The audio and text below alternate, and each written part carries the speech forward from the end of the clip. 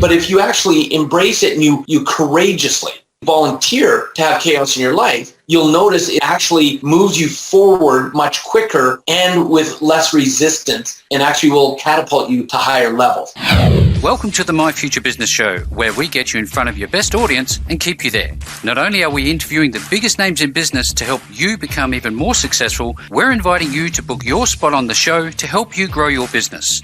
So at the end of the call, make sure you fill in the interview application form at myfuturebusiness.com/interviews.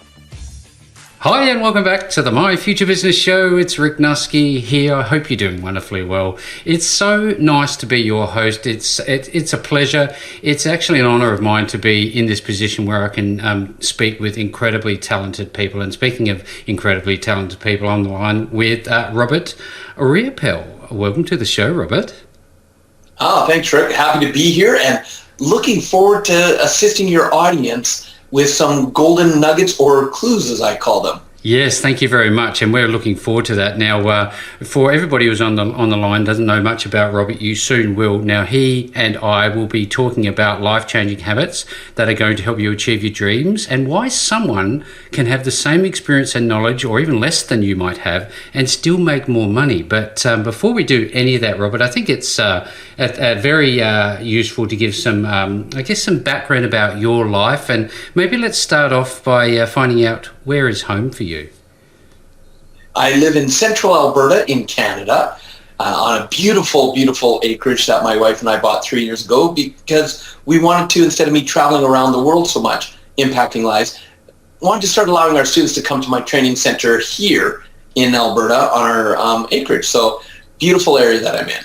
Yes, thank you for sharing. Now, that tells me a lot about, I guess, your mindset about where you're at with, how important environment is to, bring out the best in your performance. Now, tell us a little bit more about where you live. Is it in like the mountainsides? Tell us a little bit about it. Yeah, where we live, we are in farmland. Fantastic. We are in cowboy land. So we have a lot of farms around. There's a lot of cattle, a lot of different kind of agriculture that goes on around us. So I'm in, when I say central Alberta, I'm between an hour and a half away from the two major cities in our province. So we're dead center in the middle. And so we just get this beautiful view all around, even being able to see the mountains off in the distance, the beginning of the Rocky Mountains. So it's just an absolutely stunning area. Now, of course, Alberta, we do get winter. So that's what kind of turned some people off. They're going, I don't know about that minus 30, minus 40, plus wind chill. And it's like anywhere. You end up climatizing to it, right, Rick? Yeah, you get the good and you get the bad. I'm wondering, do you, when the weather is fine, do you have any hobbies? Do you like hiking? What's your thing? Oh, we love going camping. My wife and I will meet up with family. We'll circle our RVs up on Crown land, and we'll just go hiking. We'll go quadding and side-by-siding, and just enjoying nature and living life, fishing, and just all that stuff. Summer times are the time to be away from home. Yeah, absolutely. And that's far removed from, having a sedentary life and not doing much, sitting in front of the box, as I call it. And it's a transformation, isn't it, when you decide to get up and get out of the place you live? It is. And, for my wife and I, we've been very blessed. We actually met when we were 13. We started dating when we were 16, and we got married when we were 19. Oh, wow. We just celebrated our 32nd wedding anniversary. And we kind of grew up and met in this area, but then moved away in 1991 for work. It took us 27 years to get back here and actually get an acreage and get space. And so we are just absolutely loving it, because you're so right. With the lockdown that happened, one of the biggest blessings we had was having 4.5 acres of space. Did not have to be so close to neighbors that you're not allowed to go out of your house. We could go out onto our acreage. We could be with animals. We could be with nature. So it allowed us to have a kind of easier on our state of mind, I guess you could say. Oh, absolutely. And I think that's a really good dovetail into much of the conversation that we're going to be talking about, which is your books. Part of that would be mindset and goal setting and all these different wonderful things that we're going to be talking about. But when you were growing up, Robert, if we can wind back time a little bit, I always like to give the audience some bit of a glimpse into your life. I'm wondering, when you were growing up, where were you growing up, and what was one fond memory that you can recall that you'd love to share with us? Well, yeah, growing up, especially in the beginning, we moved a lot. My parents they would say, hey, you can do anything you put your mind to. That's what they'd say. But then what I would see them doing is just to keep working and support our family, it was take whatever job you can.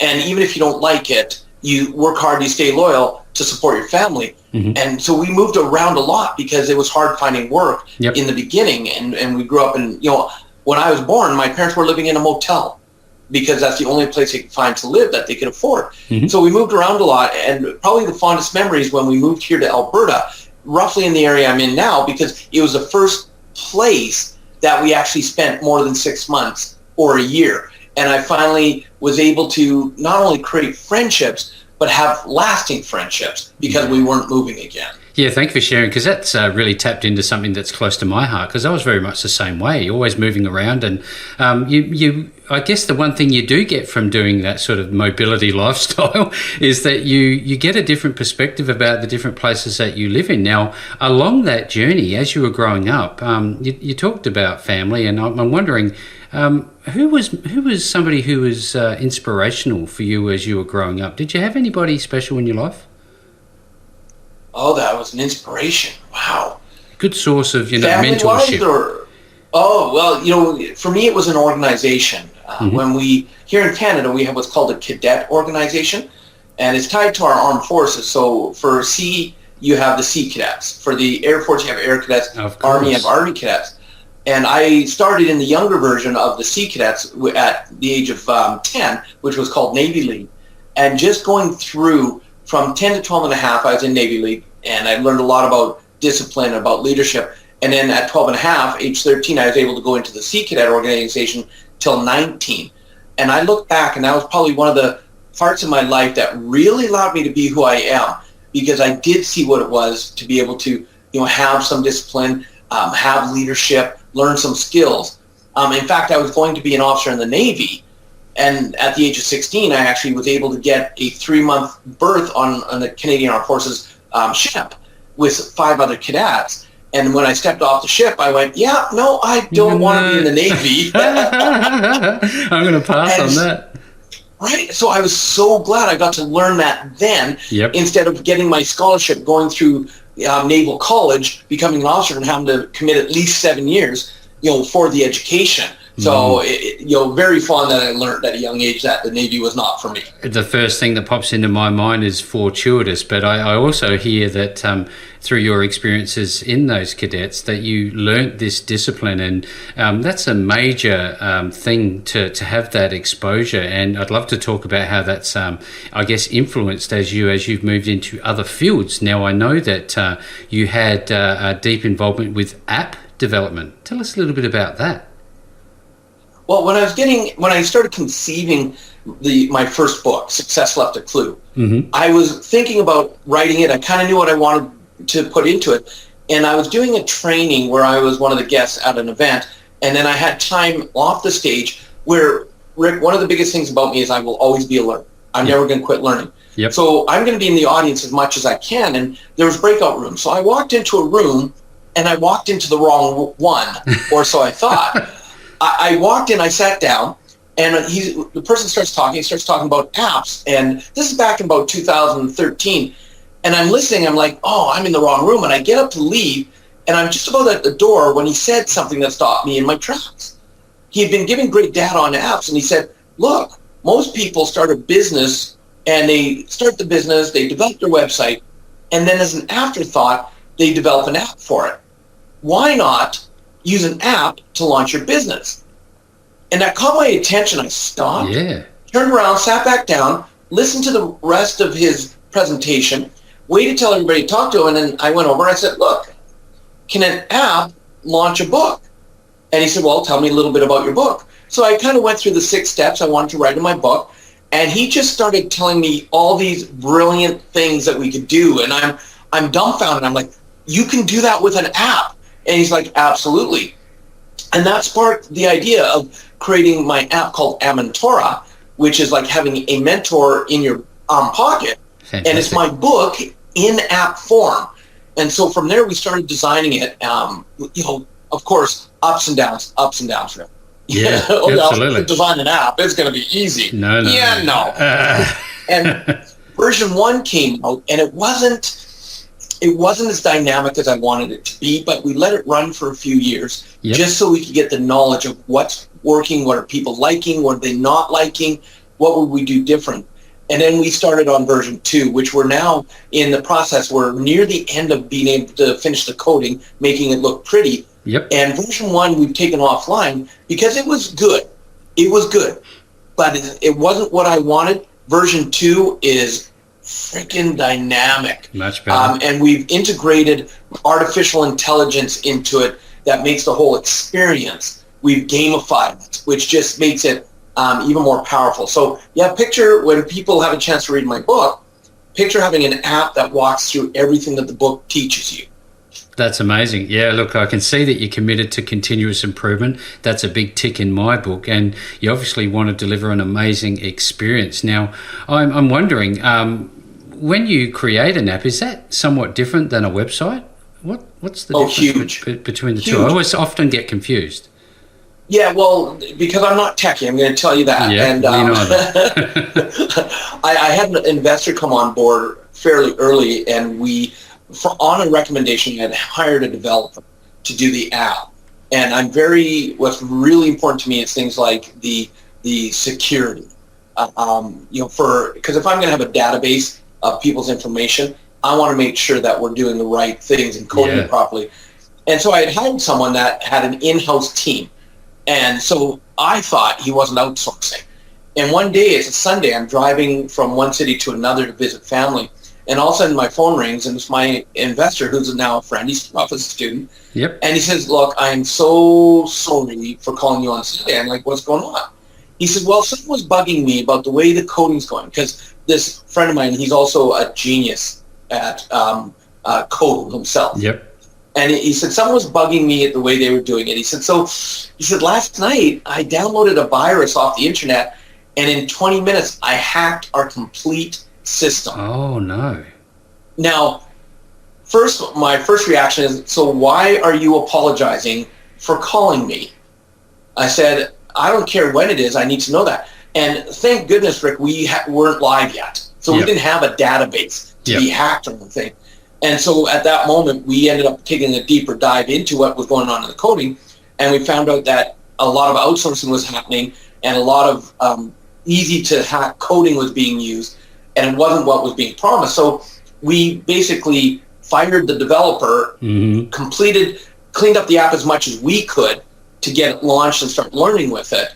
And then when we decided to do the second version, it was actually easier and cheaper to start from scratch than trying to take. Wow. So that's a big difference between an app and a website. A website, you can go in and make some adjustments, and I don't like this, and correct. But in an app, the coding, all the lines, a lot of the times you have to start from scratch if it hasn't been set up properly in the beginning. Well, I'm pretty sure we could go deep and wide on that conversation alone, but I think we'll leave that part where it is. Now, don't bring up that energy. I will never bring that up ever again. I know as a business owner, you know a lot about systems. Now, I know that you've had experience in certain industries which rely heavily on systems. Has systems played a big part in the development of everything that you're doing? Yes, and even more now. I used to be a Domino's Pizza franchisee, is probably one of the things you're referring to, for 9 years. And my wife and I, we knew how to run a store, but when we became franchisees, we didn't know how to run a business. Two totally different things. And I'm actually right now rereading, and that's the key word, rereading E-Myth by Michael Gerber, because that, I look at it as kind of a double-edged sword. I wish I would have had that when I was a Domino's Pizza franchisee. But then if I'd had it, I probably would have run my stores differently, and I'd probably still be a franchisee and not truly living my passion the way I am now.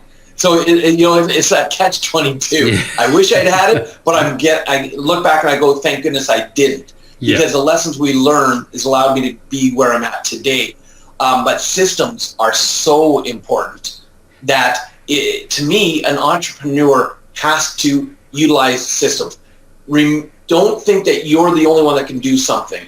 I don't care if you're copying every keystroke. You use the programs that can watch every keystroke you do on your computer and track it, so that you can then say, here's how I do something to someone. Having someone that shadows you to end up writing down your daily routine, so you're not trying to figure it all out. Someone shadowing you watches you. This is why I'm big on having like a virtual assistant now, which I never used to have. I didn't think I had time to train them. But now that I've got one, I'm going, where were you 15 years ago? Yeah. Because she not only is learning my style, but she's also writing the manuals that as I need more assistance, she can train that on who I am, my style. I don't have to do it. So it's all systematized. If for whatever reason she's not with me anymore, there's a whole onboarding system in place for the next virtual assistant. So systems are critical. Everything. I have a question, Robert, on VAs. Do you find it hard to, I guess, know what to get them involved with? Where did you start? Because I often have conversations about this, and it can be quite difficult. That was my struggle. Is because I'm like, what am I going to do? But then I found, because I'm using actually I now have 3 VAs. And I've got them from 2 different companies because I wanted to split test. Yep. And so the first one just blew me away, because what they did is they sat down and had a conversation and said, we will make the onboarding easy because we're going to interview you, get to know who you are, what you're looking for. We'll then go and do the due diligence and all the background checks and bring you some people to interview that we think are a match for what you're looking for. Then we'll help you with the onboarding. And as the person that you choose starts with you, they're going to document everything so that it's all systematized. Yeah, fantastic. And that company has made it so easy that it really was. The young lady who's like, she is a godsend. She now oversees my other 2 VAs from the other company because she's so on it. She's made my life that much easier. And so, I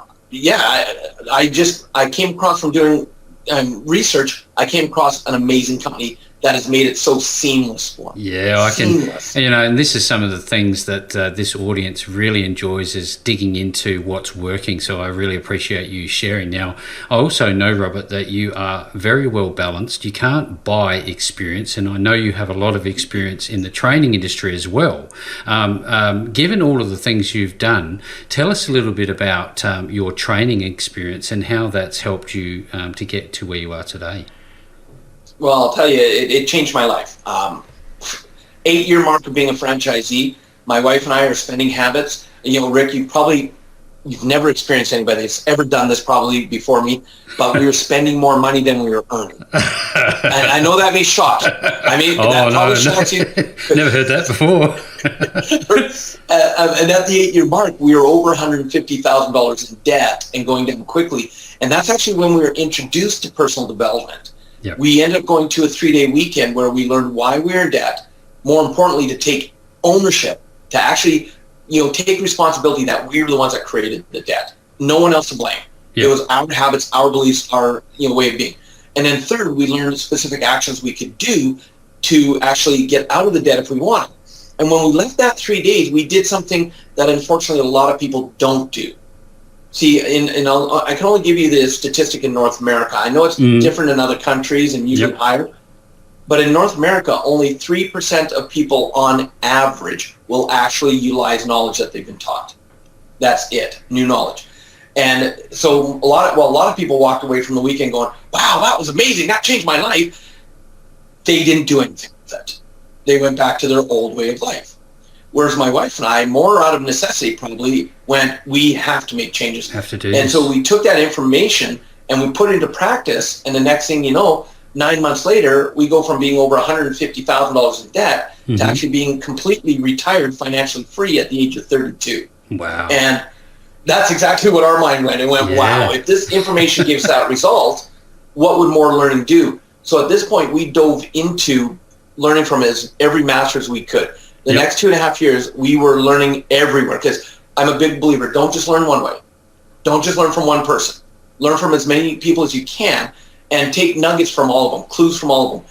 And that's where I found my passion was to be a trainer, because here's how it started for me, Rick, and I want your audience to realize, don't think your dreams have to be so big that you get overwhelmed and you don't know how to start. My dream started with, if I could help even one person, one person do what my wife and I have been able to do, go from deep in debt to financially free, it would be all worthwhile. And because of that one step in the right direction, I love the quote that says, one step in the right direction is worth 1,000 years of thinking about it. Yes. Because most people outthink themselves. And because I took that one step, today, over the last 18 and a half years, I've now been blessed to travel around the world several times and personally train over 500,000 students on how to create financial freedom and how to really own their life. So now that's kind of how I became a trainer, and I look back and I go, this is what I'll do for the rest of my life. Yeah, absolutely. I really appreciate you sharing and your passions coming through on the call. And I know that people are listening to this going, well, how do I get myself a piece of this? And I think to myself, surely this must have been the genesis for you deciding to write books. Is that where this has all come from? Yeah, and actually it's funny. It's 2002, while I'm still a student, I decided I'm going to write a book because I heard someone on stage say, write a book. And I didn't know what I was going to write in it. I just knew I wanted to write a book. And it took 15 years for that first book to come out. 15 which years. is, Rick, I tell you, I'm a procrastinator. I am a world-class procrastinator. Number one. I tell you, and one of the things that I've realized, and people go, well, how do you overcome that? How do you get rid of being a procrastinator? And I take a different view on it. I know I'm a procrastinator, so I don't beat myself up over it. Yep. But what I do is I use a quote that I came up with that I now say to myself daily. And the quote is this: I design my day in such a way procrastination cannot play. And see, if I have a chance to sleep in, because I haven't had to work for money for years. Yep. So if I have a chance to sleep in, I'll sleep in. So on purpose, I will schedule meetings and calls and trainings and interviews for early in the morning. You see, the moment I make a commitment to someone else, I'm up. Otherwise, and again, I know none of your audience is ever going to relate to this, Rick, but I am actually a snooze button ninja. That snooze button doesn't even know I'm coming sometimes. I am so quick and efficient on it. You didn't even know what was happening. That's wonderful. But have you ever noticed, because here in Canada, we have 9 minutes between when the snooze button goes off and the alarm goes off a second time. Have you ever noticed that's some of the best sleep you get all night? The deepest as well. I absolutely know what you're talking about. That's for sure.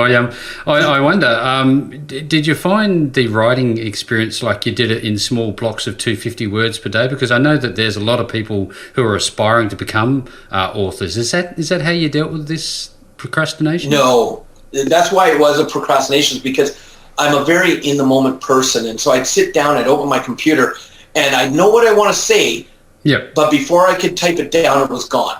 And that would frustrate the hell out of me. And I'd close the computer. And have you ever thought of something, you're like, that's brilliant, and 10 seconds later you can't even remember what it was? Right? So that's what was going on for me. And so when, kind of 2002 to 2008, I was developing, I was learning, I was becoming a trainer. So the book wasn't big on my mind. I was talking about wanting to write a book, and then I took a break in 2008 because I overlived my passion. I got burnt out. And I was training so much, I was only at home on average 2 days a month. And so I overlived, and I ended up going through 2 back surgeries. I ended up taking 3.5 years off because of my health and not taking care of me. And so during that time, a friend started kicking me in the butt, and he said, Robert, you've been talking about writing the book for a long time. Write it. Do it. And that's when the procrastination started, because I'd open the computer, I'd go to write, I'd get frustrated, close it, come back to it a couple weeks later, open it, start to write. I did that for about 2 years, when all of a sudden I had one of those. Rick, do you know what a one-handed clap is? Yes. All of a sudden I had that one-handed clap. And epiphany. I was like, epiphany, I'm like, no wonder you're struggling, Robert. You've never wrote a book before.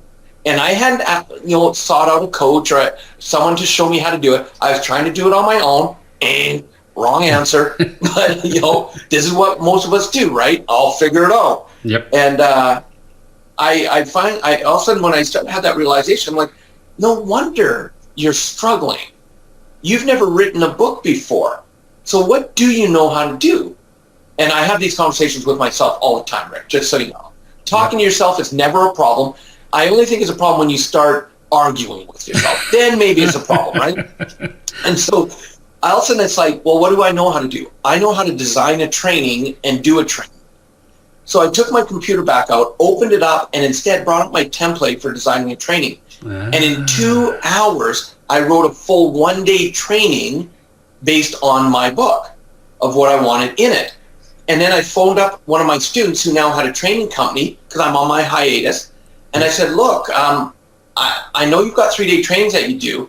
Would it be all right if I come down and teach the first day of one of your trainings with my material? And he's like, oh my God, Robert, that would be a dream. I've been wanting to do something with you. When? Let's do it. When? And I went and did that twice. And now I'm on stage. I'm in the moment. I'm saying what's flowing. I'm like so present that the magic's coming out. And we recorded the whole thing. We recorded it twice. So now here I am. I take the 2 audio recordings and I send it to a ghostwriter. Yes. And in 2 weeks, she put it into book format. There's a book. Yeah. Incredible. But here's what's interesting. That was done by 2012. But remember, I said I published it in 2017. It was a 15-year project. Well, I put I can beat myself up over it, or because I'm a big believer that everything happens for a reason. Mm-hmm. When I finally said, you know what, it's time to put the book out, and let's do it. Let's set a date. Let's get it published. Let's get it out. I pulled the full, complete manuscript out at the beginning of 2017, the year we decided it's time to publish it. And I actually went in and ended up rewriting half the book. Because in those 5 years, I had changed even more. Things had changed, yeah. And so I went deeper. So it was meant to come out when it did. And so I was able to look at the book and go, yep, don't like this, move that, this better here, expand on this, replace this. And so I rewrote half the book, and that's what made it what it is today. Yeah, that's an incredible story. I love how you're shifting and staying relevant, which is a big thing because you talk about being real, relevant and repeatable. And I'd love to shift gears if we could, Robert, and actually talk about the book itself and what people are likely to find in it. Yeah, well, it's an easy read, but it is a workbook. I didn't write it as a book that you read and then put on the shelf and becomes shelf help. That's not why I wrote it. I wrote it as a workbook because I cover 6 steps to designing an amazing life. And step number 3 is taking action, something I referred to earlier in our conversation. And so all the way through the book, I have action steps. And I actually say, stop reading now, complete this action. And in the next chapter, it'll say, did you do the last action? If not, stop reading right now, go back, complete that action, and then read.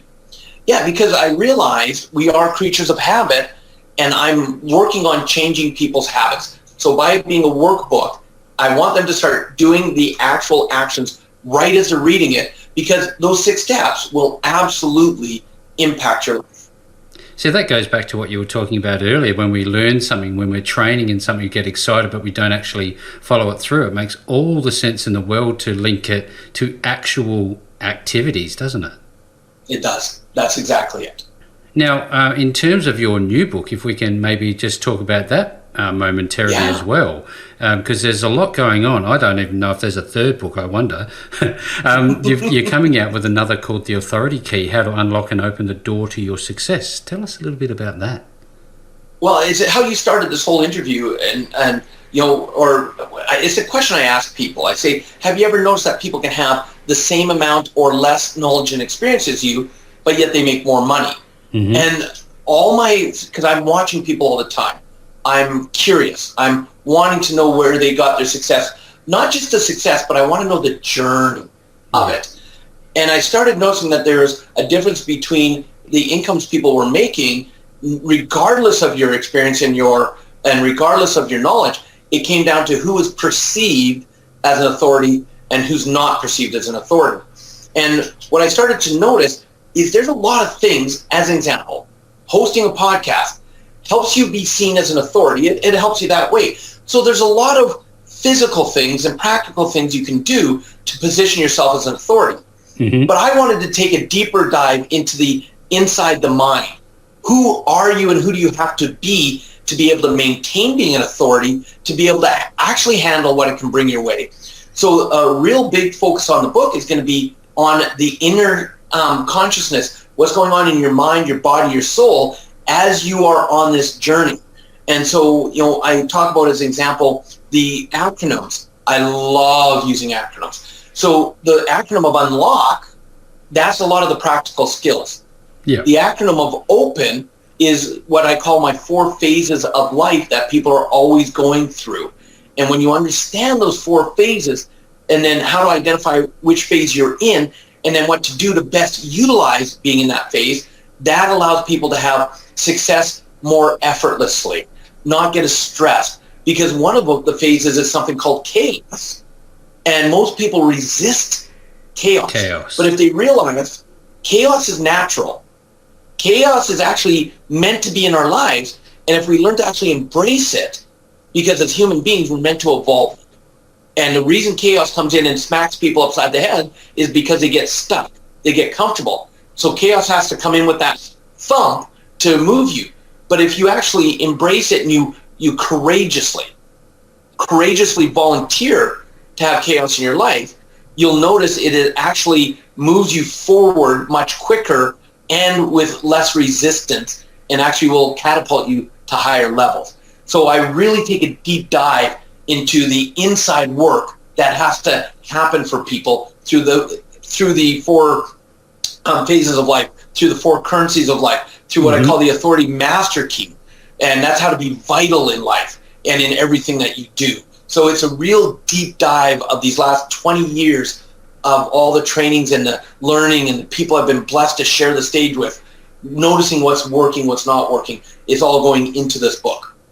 Robert, when you started talking about this, you lit up the room as if my computer screens had been put on full brightness. It's certainly something that you're very, very passionate about, and it's a credit to you. I can see how this is going to make a difference for your audience and now the My Future Business audience. Now, given your experience as a trainer and what you've talked about and how things have come out before, will this likely become like an information program where you train? How else are you going to deliver this content outside of the book itself? Yeah, well, I'm going to give your listeners a practical skill right here, right now, if they're open to it. And if you're Absolutely. Open to it. Thank you very much. One of the reasons most people, they think they have to create something and then start selling it and marketing it or hoping to get a return on it. Yeah. But when you're a trainer, right now, even having this conversation, I'm writing my book. I'm writing my book. You see, because in these interviews, I'm getting to talk about it again and again, and the different questions are about different parts of the book, which now, as I'm doing the interviews, I can sit there and go, that's something I'm definitely keeping in the book. This I'm going to enhance here. So instead of me trying to sit down and write the book, by talking about it a lot, it's actually creating itself, and I'll repurpose the information. So one of the other ways I'm doing that is I'm actually teaching the book right now. I actually do live 2.5 hour and 2-day trainings based on the concepts in the book, which again is writing the book for me. It's the power of conversation, isn't it? I'm loving this call. Yeah, you've been such a wonderful source of inspiration and knowledge for everybody who's on the show with us today. Now, most importantly, coming to the pointy end of the call, Robert, if people want to access both Success Left a Clue and the Authority Key, how do they get their hands on it?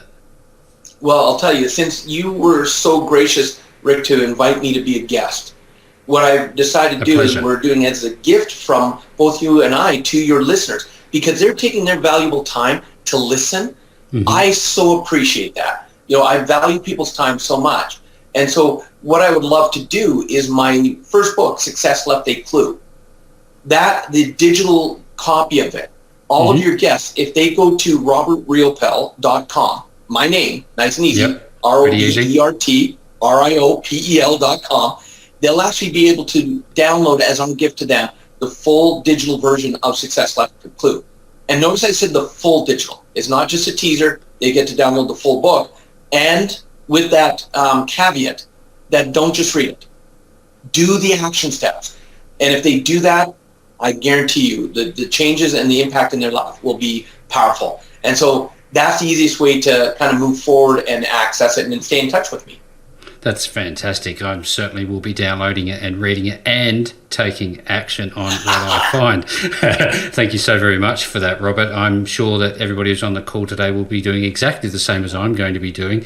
And as is normally the case, if you've been listening to this call, you want to get access to that, I'll be making access to that URL, robertriopel.com, available to you below this post. No matter where you find this call, you will definitely find the links back to Robert and his wonderful book works. And with all that being said, Robert, you know what I'm going to say now? What a wonderful call, and thank you so very much for joining me on the My Future Business show today. My pleasure, Rick. Thank you. Thanks for joining us today. If you enjoyed the call, then make sure to subscribe, leave a comment, share us with your friends, and book your spot on the show at myfuturebusiness.com/interviews. And if you're looking for solutions that will help grow your business, then visit myfuturebusiness.com/shop.